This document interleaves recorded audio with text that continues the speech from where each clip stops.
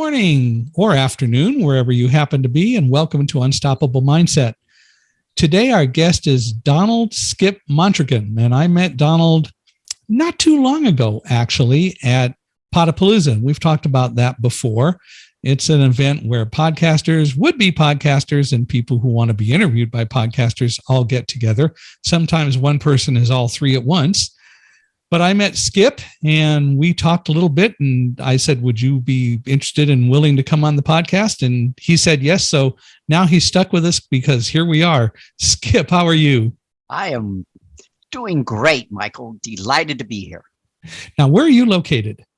I am in the Dallas-Fort Worth area, sir. So there you go, 2 hours ahead of where we are, and any fires nearby? Hopefully not. No, sir. Thank you, Lord. Right now, us the same way, and we're blessed by that. But it is getting hot in both places, isn't it? Oh, yes, indeed. Well, tell me a little bit about you, maybe your early life and so on, and we'll kind of go from there. Yes, sir. I'm the third of 8 children born of Hispanic parents of meager means, born in Denver, Colorado.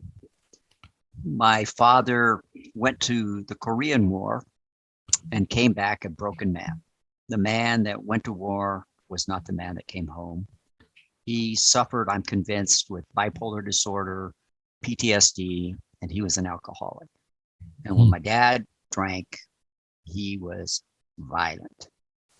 My eldest sister Roma, tells us that when my dad would come home, we would run and hide because we didn't know which dad was coming home, the kind, gentle, fun-loving dad, or the angry, mean, violent dad. So this was my early childhood. I actually don't have memories before the age of 7, other than a couple little fleeting memories. So I don't remember a lot of that. I get history really from my sister, my older sister, my eldest. Is that because you just blocked it out or something worse? Yes, sir. Yes. It's gone. Those I just don't have those memories. Yeah. They're not accessible. But that was my early childhood. It was chaotic. It was chaotic. It was traumatic. But I came from a very loving family. 7 siblings. We're all close in age. 10 years separate us. We're still close to this day. Enjoy being together with one another. Loud, boisterous. Are they in Texas? Very affectionate. No, none of my siblings are in Texas. I have a brother in the Baltimore area, Baltimore, Maryland, one in Raleigh, North Carolina. I'm here in Texas. The others are all in Colorado. So I guess with a number in Colorado, that's the meeting place, huh? Yes, sir. Between my wife and I, my mother is the only living parent. And so we go back home, as we call it, to visit in Colorado. Yes. Well, there's nothing wrong with that. Indeed. So you grew up. Did you go to college? Yes, sir.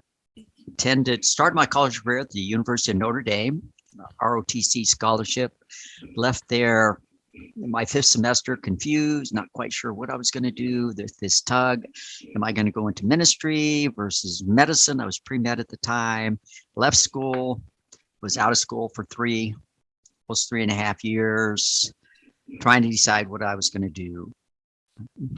And then I transferred into Oral Roberts University, where I finished my undergraduate work, Oral Roberts University in Tulsa, Oklahoma. Mm-hmm. And there I went to medical school, and it's there at ORU that I met my sweetheart, Sherry. And this year we celebrated our 41st wedding anniversary. You're just ahead of us by a year and a half, I guess, because our 40th will be in November. Oh, congratulations. Which is great. Now, we knew the marriage was going to last. I'm going to get shot for this, I'm sure, but we knew our marriage was going to last because the wedding was supposed to start at 4 p.m. on a Saturday, the 27th of November of 1982. Yes. And the church was not filled up like it was supposed to be at 4:00. And it got to be, and I remember it well, 4:12, suddenly the doors opened and this whole crowd of people came in. And so we started, although it was 4 or 12 minutes late, or 15 by the time they got in. Sure. And it wasn't until later that we learned that everyone was out in their cars until the end of the USC Notre Dame game. Being here in California, my wife getting her master's from USC. Oh my gosh. We knew the marriage was going to last when we learned that USC want the snot out of Notre Dame that day. Oh, Father. Yes. We took some whippings from USC, albeit you've given back. I was at Notre Dame that year that we beat them and went on to win the national championship in 73. So that was a turn of events, if you will, after taking some real whippings the years preceding that from USC. I gained an appreciation for football in all seriousness when it was a couple of years later. I was in Los Angeles and at a meeting, and somebody was listening on the radio and keeping us apprised of the fact that at the end of the first half, Notre Dame was leading USC 24-0.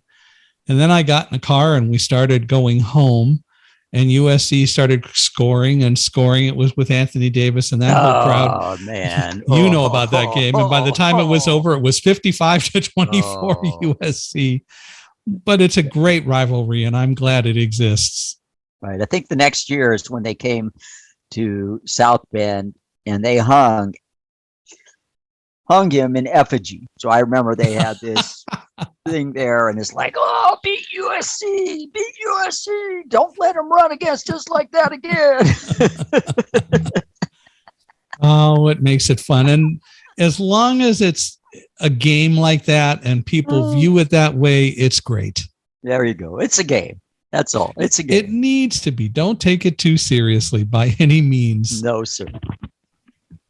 But it's a lot of fun. So after Oral Roberts and so on, you went off and had some adventures. Yes, sir. What kind of happened next? Well, I went to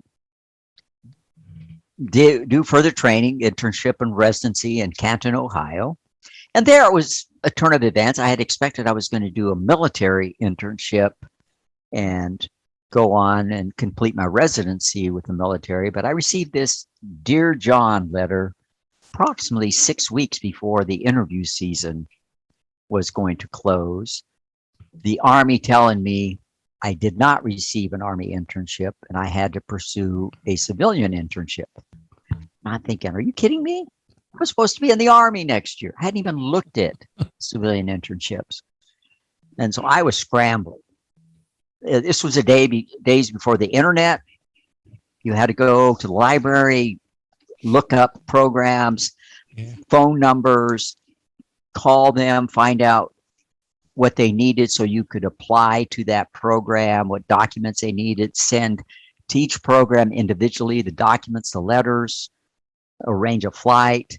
Now they have a centralized application system. So you complete one application, your letters of reference are all uploaded there. Then you decide which programs you want these sent to. What year was this? So I'm doing this, post haste, thinking this application season is ending. Christmas is going to be approaching, and then there's nothing going to get done. And so I got to get this done. And it was hectic. Ended up in Canton, Ohio. And it was fabulous. I had the best of both worlds, great academics, fabulous clinical teaching. And it just so happened the new program director was retired Brigadier General Andre J. Ognaby. And he scared the snot out of us. What year was this? What year did this take place? I arrived there in 1985. Got it. So he scared the snot out of you, huh? Oh my gosh. We called him Dr. O, the big O, or the O. And when he was coming, we were like, oh no, the O's coming. Oh. We'd be at morning report. We'd be talking about new cases that were admitted the night before. And he'd ask me to present the case or ask questions. And I would feel like I'd feel like the voices on Charlie Brown. I go home and I tell my wife, oh, I can't seem to answer one question intelligently when he is around. He must think I'm the stupidest intern he has ever seen. I just get so flustered when he was around. I went then in a few months to him because I was planning on doing physical medicine rehabilitation. But I had really fallen in love with internal medicine because my first few months were on the general internal medicine wards and then a month in the internal or the intensive care unit. And I really fell in love with internal medicine. I went to him and talked and said, Dr. O, I'd like to talk to you. I'm interested in internal medicine, but I don't know that I could be a good internist. And I remember him looking at me and saying, Skip,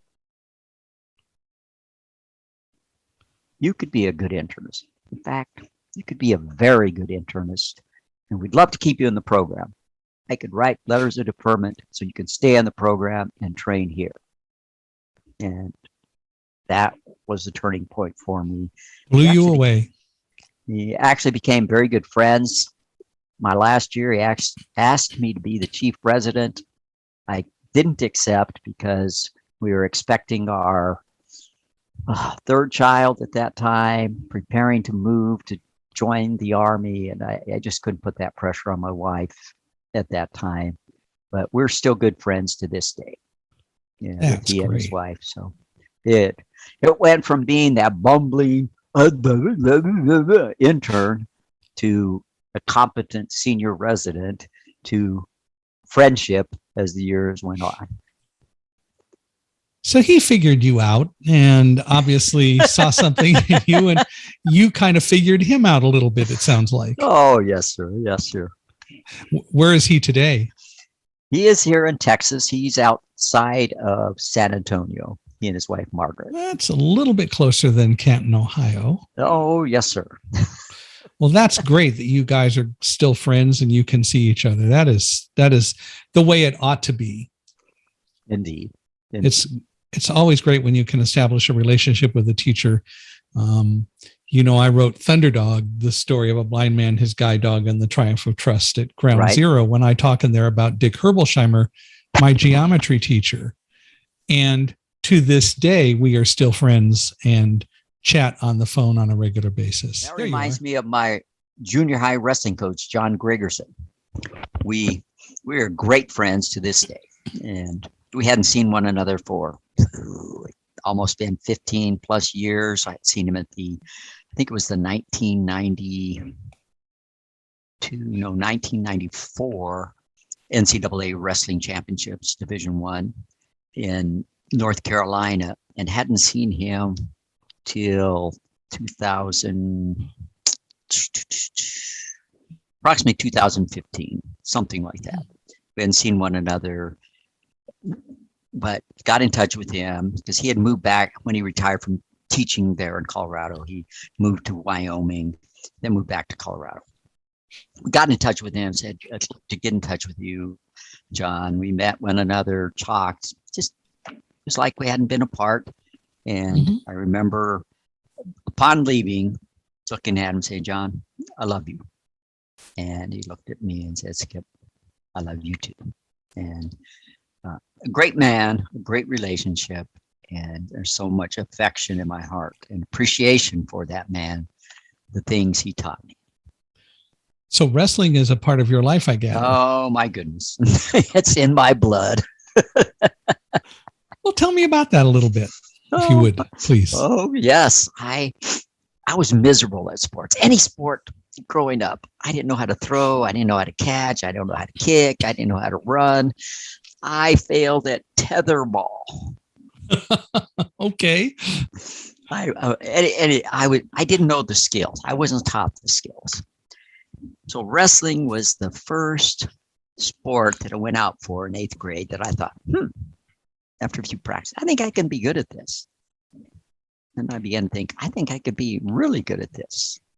Now, it was the first time that I wasn't having to compete against boys that were a lot bigger than I was, because I was typically the smallest kid in my class. And so I was wrestling in the 85-pound weight class in 8th grade, the lowest weight class. Hmm. I was having good success. In fact, I was the only 8th grader on the varsity team. I didn't win a match that year, but I learned lots, gained a lot of confidence. The next year I come into the wrestling room, I'm the best wrestler in that wrestling room.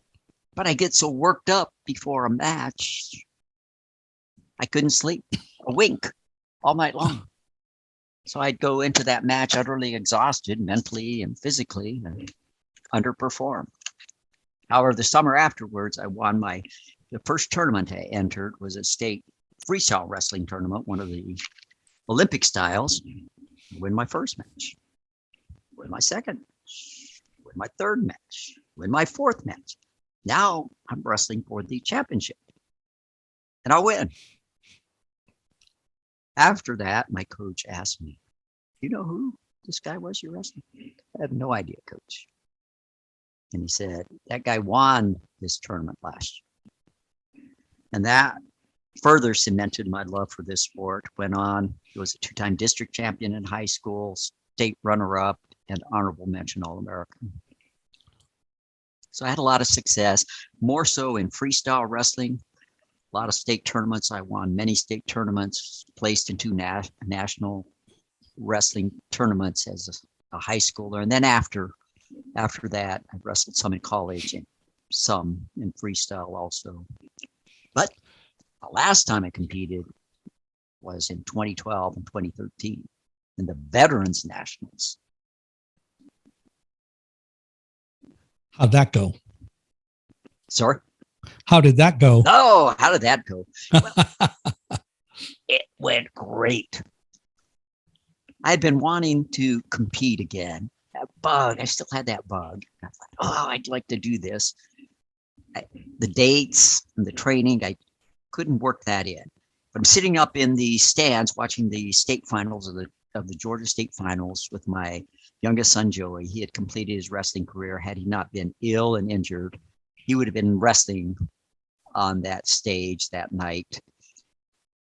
He was one of the best 112-pounders in the state of Georgia, but being ill and injured, he wasn't there wrestling that night. So we're watching this. I had this wrestling magazine. I think it was USA Wrestling, and I'm looking at these dates. Veterans Nationals was going to be held in conjunction with the Senior Nationals, and I'm looking at this. Tucson, Arizona, May 5th and 6th. I say, Joey, if you'll train with me, I'd like to compete. Well, my 18-year-old son looks at me and goes, "Okay, Dad, but you're going to have to do everything I tell you." So Joey became my training partner, my trainer, and my manager. We trained hard, very hard. So this was mid-February. And that first week in May, we're going out to Tucson. Those first 6 weeks, and I was in great shape. I mean, I trained, worked out like a fanatic, but those first few weeks, oh my gosh, I'd come home from practice. Oh, my wife would go, "Have you had enough, old man? Have you had enough?" I think I'm going to go soak in the tub, honey. And I'd sit on the couch with ice on a shoulder or a knee or an elbow or sometimes all of those. But week by week, my body toughened. And there was the day I got up because I added an early morning workout into addition to my afternoon workouts, bring my weight down, help a little bit with the conditioning. And my feet hit the floor. I got out to do my workout, and I thought, am I feeling good? I thought, Joey, you better bring your A game today because the old man is feeling good. So we went out to Tucson, won a national championship, and we're sitting there taking this picture with this stop sign of a trophy that I got here. It's big. That Joey asked me, "Dad, was it worth it? All those hot baths, all those ice packs?" And I look at him and grin. I say, "Yes, son, it was worth it. I had a blast." The next year was a national runner-up. So those were the last times I competed. But I've coached. I've been around the sport. My sons all wrestled. My 4 sons, my brothers, my 4 brothers, they're all younger. They all wrestled. My brother-in-law wrestled. My father-in-law was a college wrestler. Wrestling's in my blood. In fact, my kids call me a wrestling groupie because I collect wrestling cards. Or I get wrestling card signed. I get poster signed. I mug with all these wrestling greats. I'm friends with world champions and Olympic champions. It's in my blood. What's the difference between Olympic style wrestling and I guess other forms like freestyle wrestling and so on? Okay, so freestyle and Greco-Roman are the two Olympic styles. And the primary difference in those two styles is in Greco-Roman, you can't attack the legs.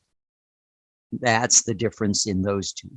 Now, the difference in our style, what we call schoolboy, or sometimes called catch as catch can, is you also have what we call a down and up position that are done differently the way that is in the scoring.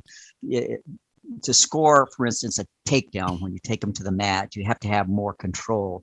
In freestyle, it's much faster, or in Greco, you don't have to show the control. You just have to show the exposure of the back. Plus, you can get a 5-point move with a high flying exposure of the back, or if you take a patient or an opponent from feet to back in freestyle or Greco, you can get 4 points. Or like I said, if it's high flying, 5-point move potentially. Whereas in our style, American style, it's 2 points for a takedown. Doesn't matter, take them straight to the back. You could get additional points by exposing the back if you hold them there long enough for what we call a near fall. And then there's riding time. So if you're on the top position and you control that man for a minute or longer, you're getting riding time. So there's those factors that you have.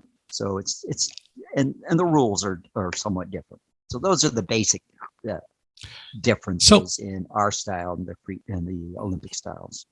But wrestling scoring is pretty much then absolutely objective. It's not subjective. It's not an opinion sort of thing. Well, there are specifics there are specifics, but you get into those subjective things. Yeah, where it's a caution, it's a stall, it's this, and you're saying, "Are you kidding me?" Or they say, "That's not a takedown." And you're going, "What? What do you mean that's not a takedown?" You got to be blind not to call that a take. So there's still some subjectivity to it. Sure, there is, or they miss something. The ref misses something, and you're thinking, you got to be blind, dude. That was a takedown. Hey, that's an insult. No. Now, here's my question: has there ever been a time that both wrestlers go after the ref? Just checking. I have never seen that. I have seen some come off there and give a scathing something to the ref. Yeah, you cheated me, you gypped me. And we have this saying, though, never leave it in the hands of the ref. Never leave it in the hands of the ref. Yeah. You don't want to leave a match in the hands of the ref. Don't let it come down to that. Wrestle your match, so there's no question. Well, so you have wrestled a lot. You went from Canton, then I guess you joined the Army? Correct. Joined the Army. Uh-huh.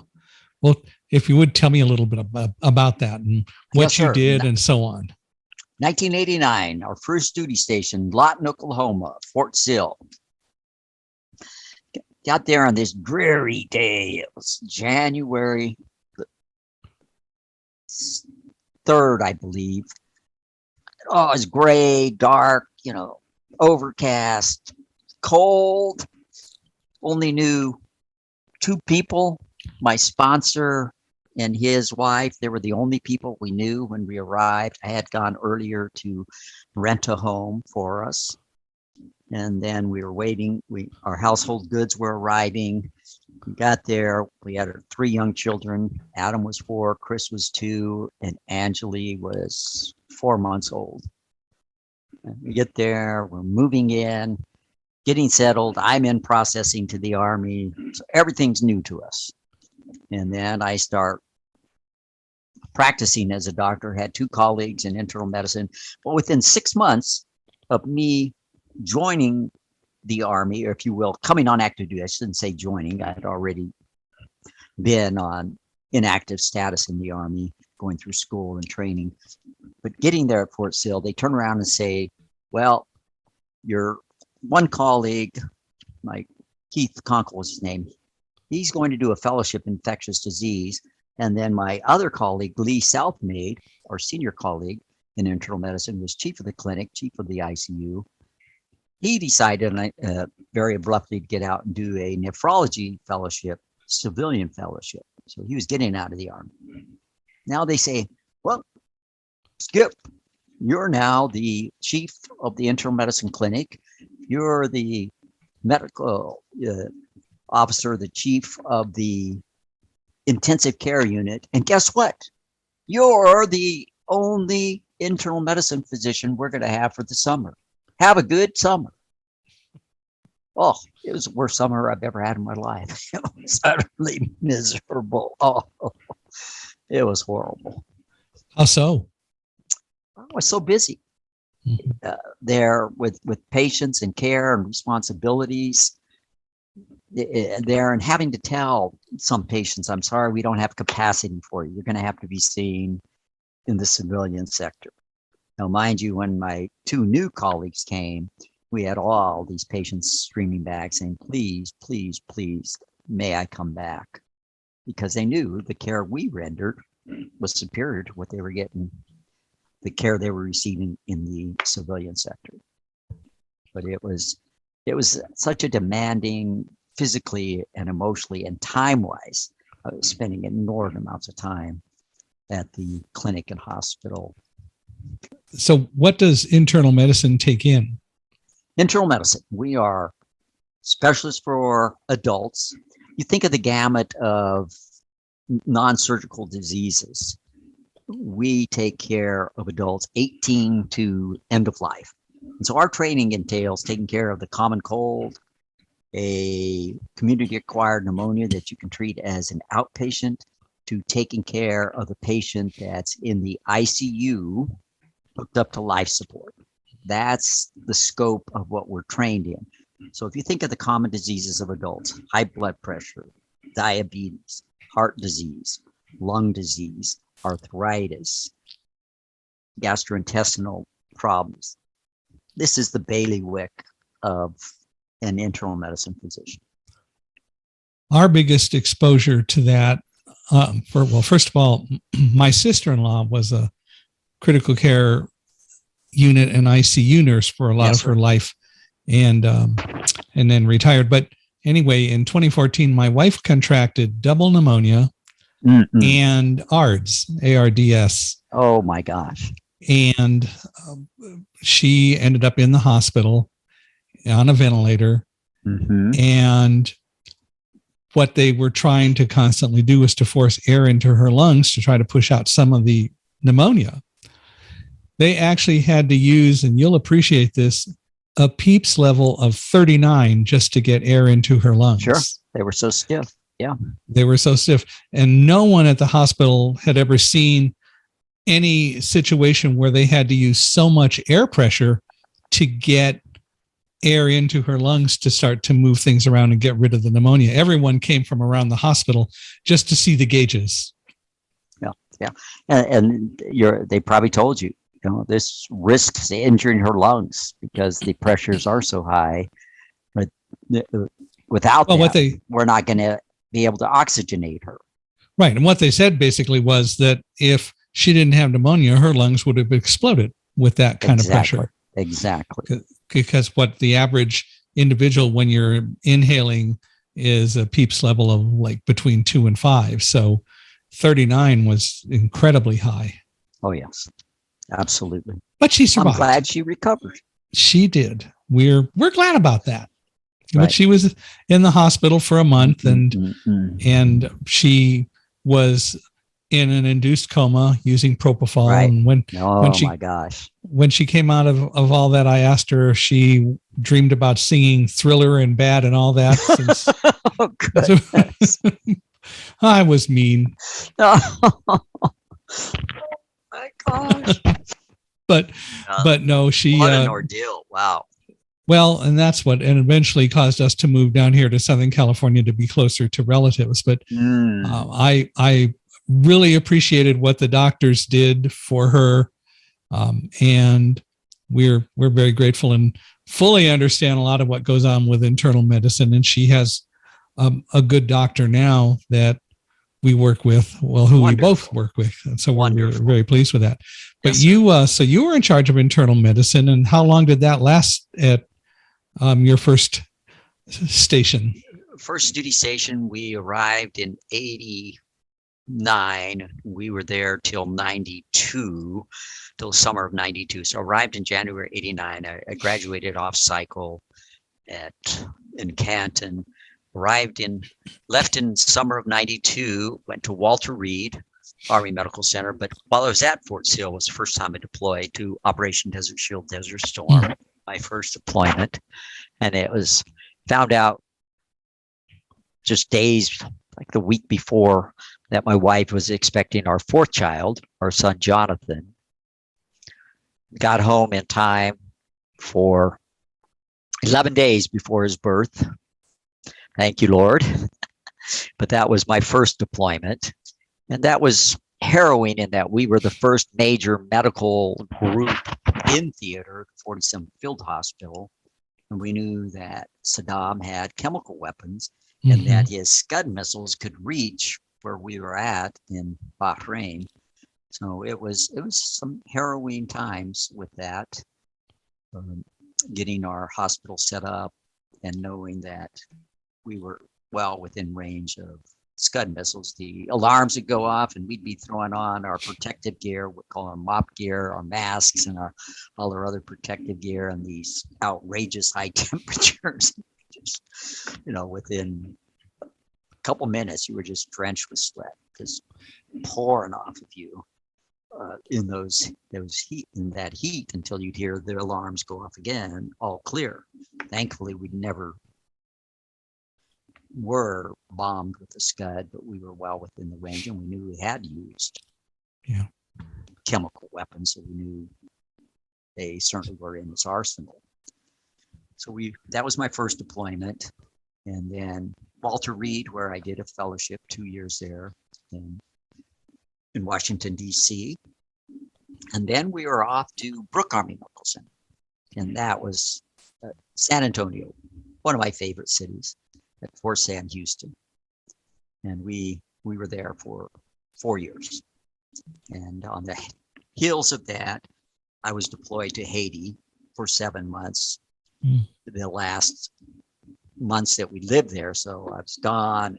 I'm just redeploying, returning home, and we're in the process of moving. Now we're moving to Fort Hood, Texas. And there we spent actually 8 years at Fort Hood. And there I was, again, chief of the Department of Medicine at Fort Hood. Had amazing staff, great people that I worked with, wonderful patients everywhere I went, just wonderful patients to take care of. And then I was deployed during that time to Operation Iraqi Freedom. It was OIF-1, Operation Iraqi Freedom 1, 2003, 2004. Stationed up in Mosul, caring primarily for the 101st Airborne Division, Air Assault. Major General David Petraeus was the division commander at that time. I got to work closely. My last few months, I was the officer in charge of the hospital, the 21st Combat Support Hospital, and got to work closely, interact with General Petraeus and his staff. Amazing man, amazing staff, incredible experience. And then from there, after Fort Hood, we went back to Fort Sill, which is an interesting experience because then I was the deputy commander of clinical services, the chief medical officer of the hospital. So first time I was there, I was a newly minted captain, new to the Army. They don't expect you to know much about the Army. Now I go back to Fort Sill. I'm in the command suite. I'm the chief medical officer of the hospital. Now as a colonel, they expect you to know everything. So it was interesting. Now, one of the first few days I was there, they give me a tour around to various places in the record room. And we're talking, and the records lady, one of the ladies, talking to us and telling us about different things. And then she says, you remind me of Dr. Mondragon, Dr. Mondragon. She had been there the first time I had been there, because we'd have to go down and review our charts and sign our charts on a regular basis. It was amazing, but just some great people that I got to work with over the years. And then our last duty station was in Augusta, Georgia, at Eisenhower Army Medical Center, where I was, again, chief of Department of Medicine. So worked with great people, helped train some amazing residents and medical students, PA students. Just some great experiences. And while I was at Eisenhower Army Medical Center, I deployed for the last time to Iraq for another year, 2010 to 2011. How did all of the deployments, and I guess your 26 years in the military in general, but especially your deployments, how did all of that affect you in your life, in your family? It gives you a much greater appreciation, well, a few ways. Certainly a much greater appreciation for your family and your time with your family. I lost over 3.5 years, 37 months out of the life of my family. And you don't get that time back. No. You don't get that back. So all these major events that go on in your life, seeing things with your children happening, there are no do-overs with that. That's time lost. So you get a better appreciation for that. You also get a better appreciation for the freedoms, the opportunities we have in this nation. When you go to some of those countries, you realize, you see what poverty can be like. You see how certain citizens are treated. You see women who are treated like cattle in some cases, like property, that the lack of rights. You see these people who want to be able to vote, that it's not just a rigged election, but they actually have a say in their country's democratic process. The appreciation. And one of the things that was so poignant too, Michael, was the fact that so many people, every place I've been, whether that's on a mission trip to Guatemala, whether that's in Iraq, whether that was in Bahrain and other places that I've been there, how many people would come and say, my dream is to go to the U.S. and become a U.S. citizen. I heard that over and over and over again. And when I would get back home, I would feel like kissing the ground, because I realized, by virtue of being born American, the privileges, the opportunities that I have are so different than so many people around the world. So it gave me appreciation for that. But being deployed, you get to see Army medicine practiced in the field, because Army medicine is world-class medicine. But you get to see it in the field practice again in a world-class way. It's really mind-boggling, some of the things that we do in a field setting, in a combat zone, and taking care of soldiers, taking care of other service members. The things that we do, literally world-class, not just back in brick and mortar facilities, but there in the field. Unbelievable. And again, working with some great colleagues, amazing staff that I had there at the 21st Cache and other places that I've worked. So that appreciation and that idea that you're working for a cause so much greater than yourself, that brotherhood that you have. And when you've deployed with people and you've been in a combat zone with people, let me tell you, you build some strong bonds. And it's all about really putting into practice what most of us really can only think about as theory, because unless we've been subjected to it and need medical help or have been involved in the situations like you, it's not the same. We're not connected to it. And it's so important, it seems to me, to help people understand that connection and the values that you're exactly what you're talking about. Yes. Now, you were asking about the impact on my family. Well, think about that. My first time in deploy, my wife has 3 young children.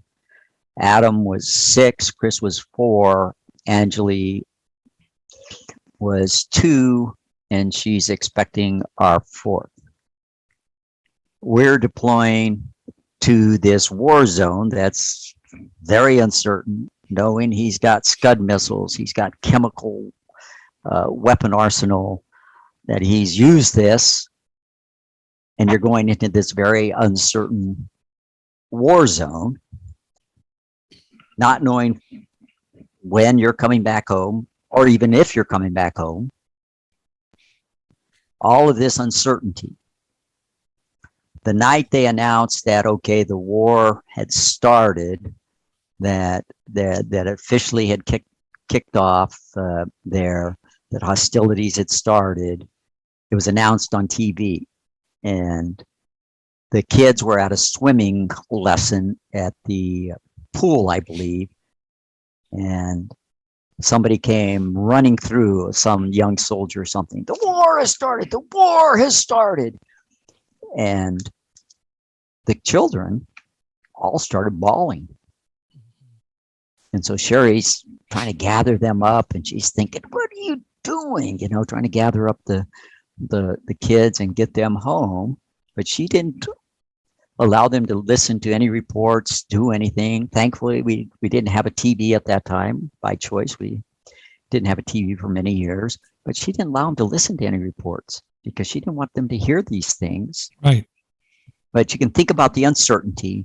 You think about missing the events. You think about a spouse having to manage everything at home, taking care of the family, taking care of all the other things there that are involved in managing a household. That's what's left with that spouse, and then them carrying on without you. So adjusting without you. And then as those children are at different ages, again, all of that, your spouse taking care of that, and your family adjusting without you.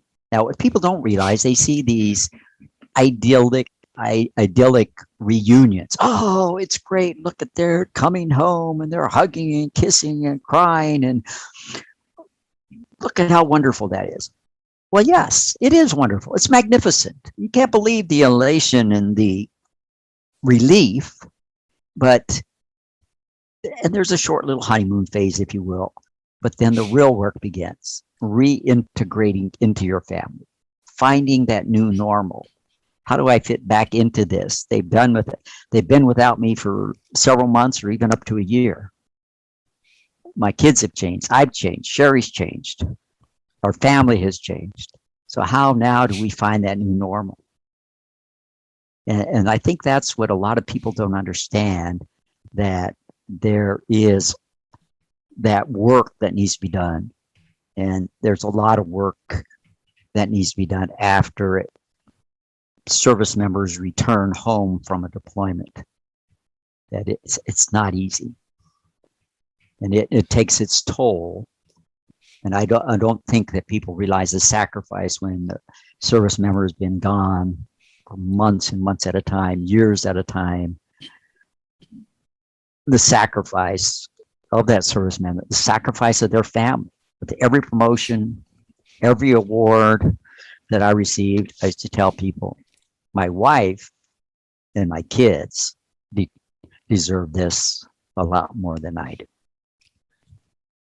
And another thing that comes to mind in thinking about this back in the time of Desert Storm and so on, and maybe up into Iraqi freedom, I would think actually, is how were you able to communicate with home? With your family? In Desert Storm, it was primarily snail mail. Mm-hmm. We did have the occasional call that we can make. Now, as the theater matured and they moved us out of living in tents, we got to move into hardened structure, and there I could make a regular phone call. When we got to OIF, there I could send email, and that became, so snail mail and email were the primary ways that we connected.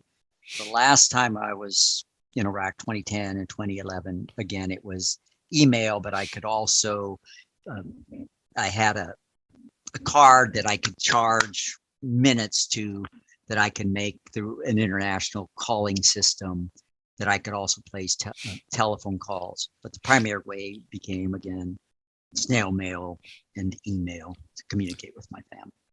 Today, is there additional kinds of ways of communicating, like with Zoom yes. or Skype? Yeah. Oh, yes. Oh, yes. Now you're right. They can do face-to-face, Zoom, FaceTime.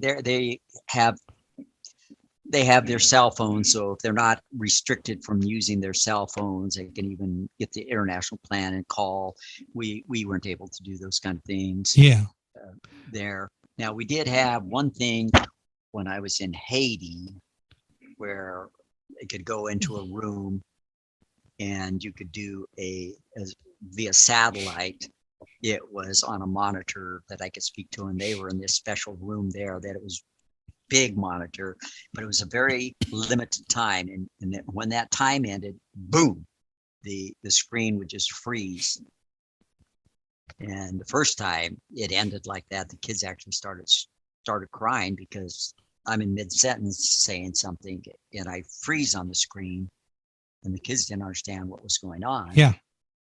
And it was so abrupt that Sherry told me later, the kids started crying when that happened.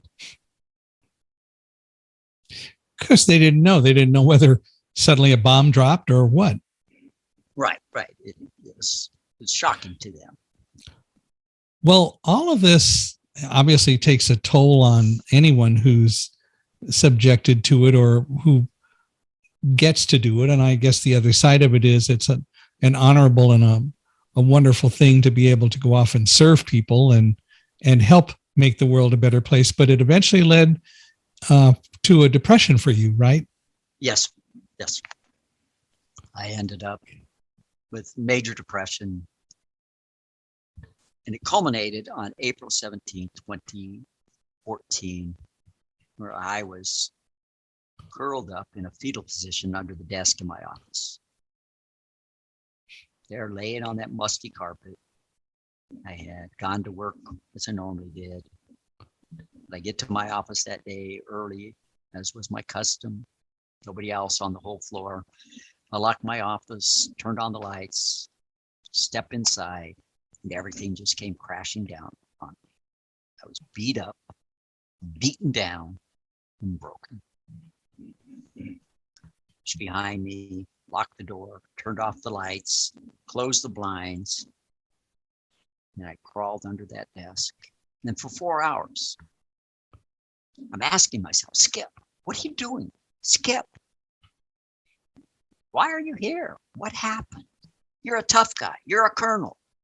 You've been in combat zones for over 18 months. You're a national wrestling champion. You're a tough guy. What happened? And very slowly, looking at that and scenes and memories colliding, looking at things, traumas, difficulties, and I began to put the pieces together.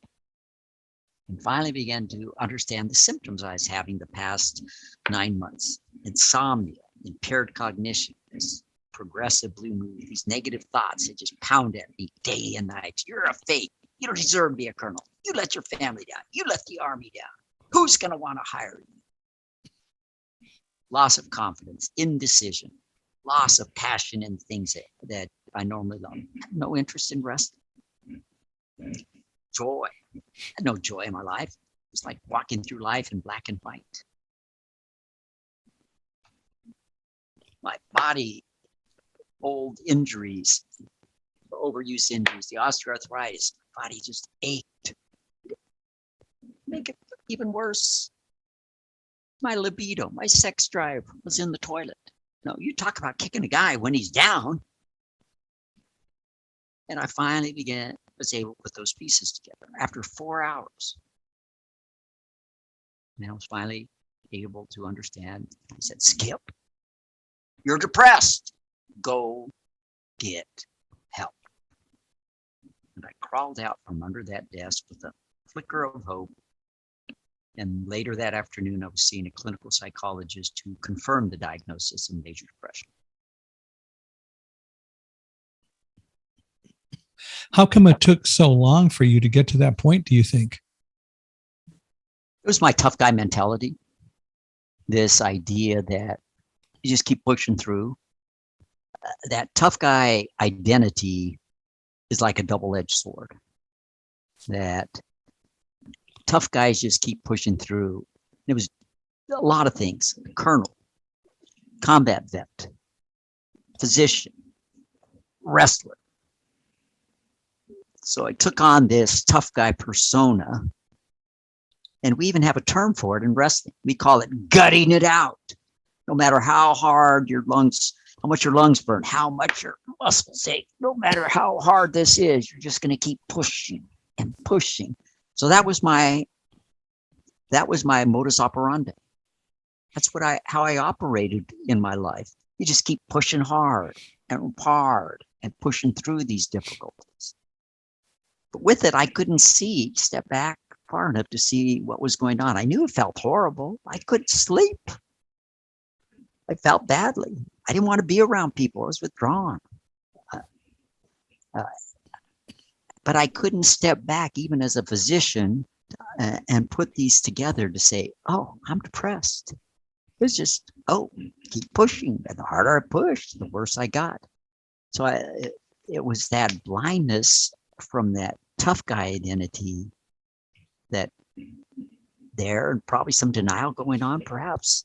But even as I look back retrospectively, that tough guy mentality just didn't allow me to see that until it got so crucial where I was just totally depleted and ended up under that desk. So how would you define being a tough guy today as opposed to what you thought back then? Yes. Well, there are two sides to a tough guy, Michael. I see a tough guy, certainly one aspect of the tough guy as that provider, protector, that decisive individual, that decisive man that can do things that need to be done now and can make those tough decisions no matter what. That's one aspect of it. So yeah, but that other aspect that balances is, so we think of that one tough guy, you might say that's in part your rugged individualistic guy that you see, that macho tough guy that the screen portrays, at least aspects of that.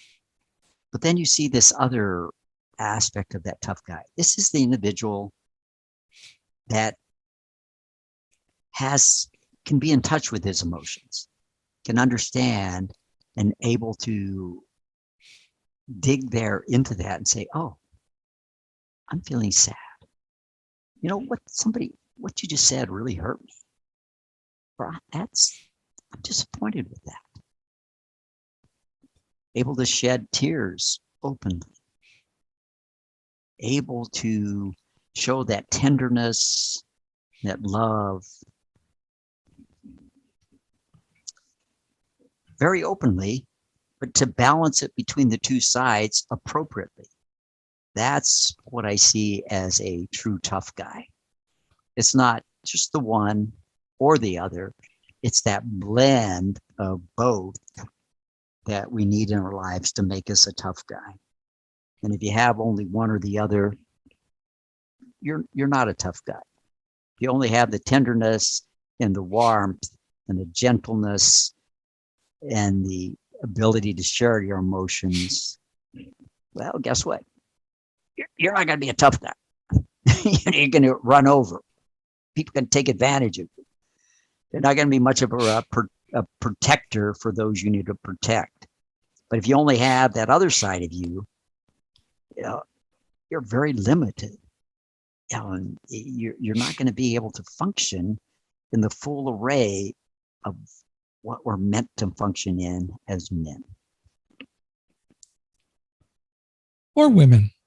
Or women. Absolutely. It's not just restricted to one sex. Absolutely. You're right, Michael. So you wrote a book, Wrestling Depression is Not for Tough Guys, right? Not for wimps. Yes, Not sir. for wimps. I'm sorry. Wrestling depression is for tough guys. Wrestling depression is not for wimps. Tell us about that and how it affected you and your family writing that. Oh, well, that book, the genesis of that book came about. I was about 6 weeks into my recovery, but still struggling. And throughout the time that I was sinking down deeper and deeper into the depression, and the first several weeks of my recovery, my prayers had been, Lord, please, please deliver me from this darkness. About 6 weeks into my recovery, my youngest brother, Chris, calls me. He had been at a Bible study with Franklin Graham, son of Billy Graham. And Franklin talked about the suffering of Christ. And the gist of it was, if Christ suffered so brutally upon that cross, why, as Western Christians, do we think we should be immune from suffering? And over the next 2 days, the verse that kept coming to my mind was from Philippians 2:13, where Paul writes, "Oh, that I might know him and the power of his resurrection and the fellowship of his sufferings." I knew that verse. I knew it well. I'd prayed that verse hundreds of times in my walk with Christ. But in the midst of my suffering, I wanted deliverance. But over 2 days, my prayer shifted from, Lord, please, please deliver me, to Lord, what would you have me learn? And how might I use it to serve others? And at that point, I knew I was going to have to share my story. I didn't know how or when, but I knew I must share my story. So I began to note what lessons I had learned and what lessons I was learning with the intent of sharing those. First time I got to do that was at a Officer Professional Development Day there at the hospital at Eisenhower Medical Center. Hour session in the morning, hour session in the afternoon, in the hospital auditorium. And that became the genesis for my book.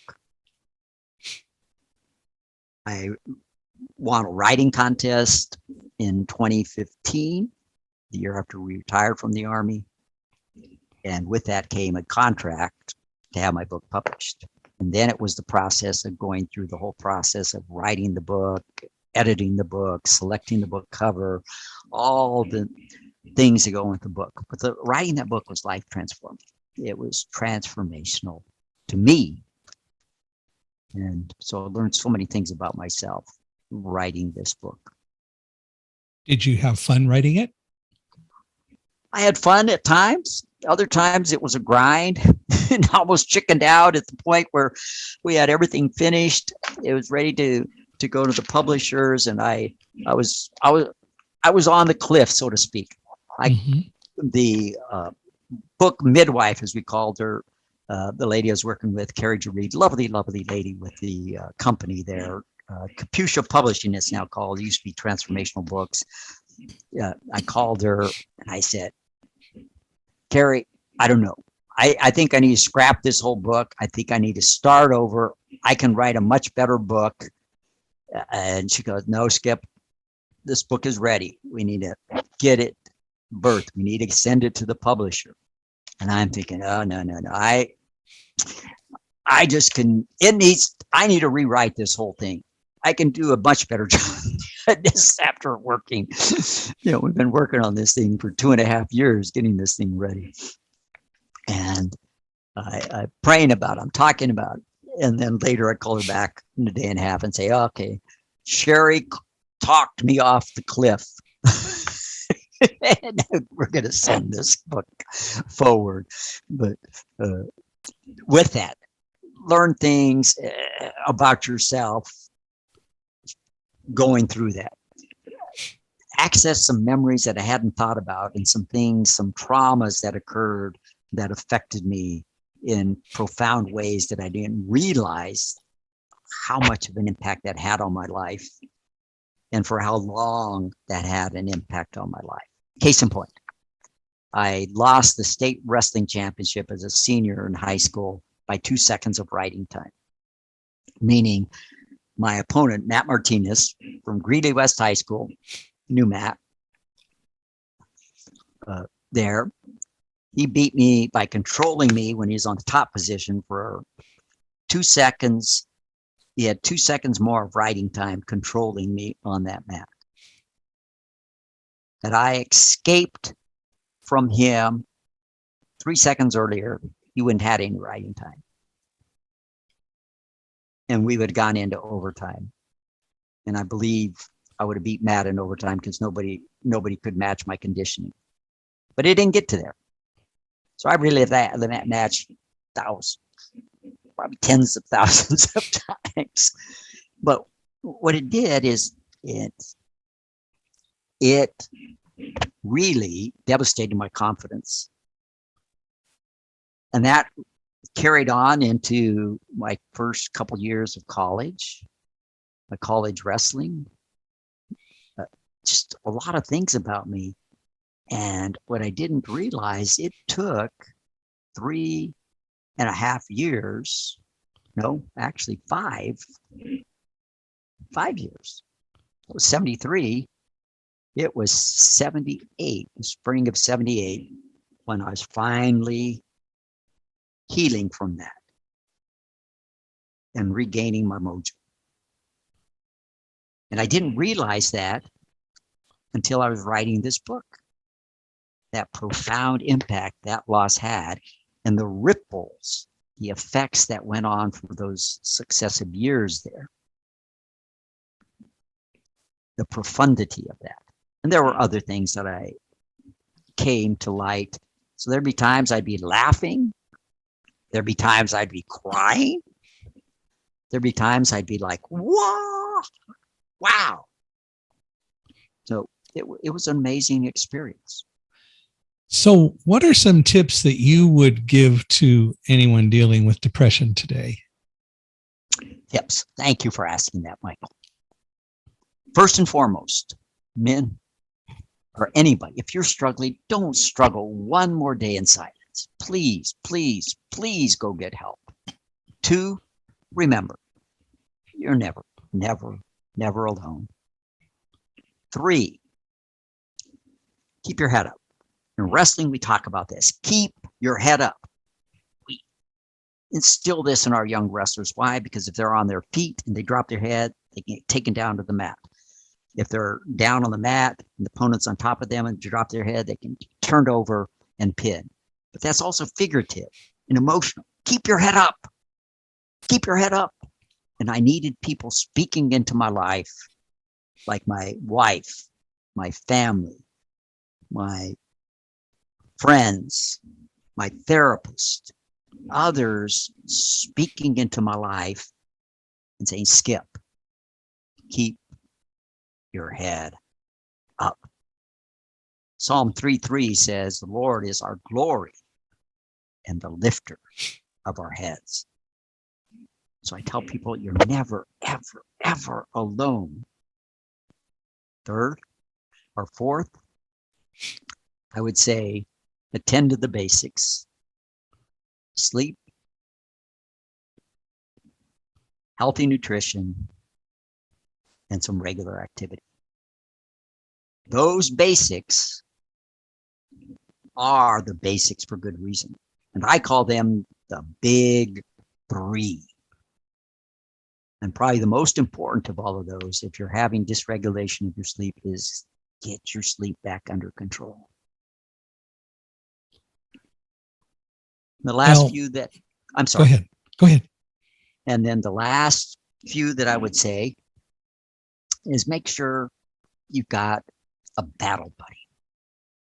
Make sure you have somebody that you can turn to, somebody that you can confide in, somebody that you know will just listen and walk this journey with you. And a prescription. There's many other things that I talk about in my book, but a prescription that I have left with thousands and thousands of patients. I've written this on prescription pads, and I've shared this with patients, and I say, this medication has no bad side effects. This medication has no drug-to-drug interactions. And you cannot overdose on this medication. So I want you to take this medication liberally each and every day. Proverbs 17:22 says, a merry heart doeth good like a medicine, but a broken spirit drieth up the bones. And when I was depressed, I had a broken spirit. So laughter is good medicine. So I say each and every day, laugh and laugh heartily. Find something that you can laugh about. It's good medicine. Whenever I want to laugh, all I have to say is I wanted to be a doctor, but I didn't have any patience. See?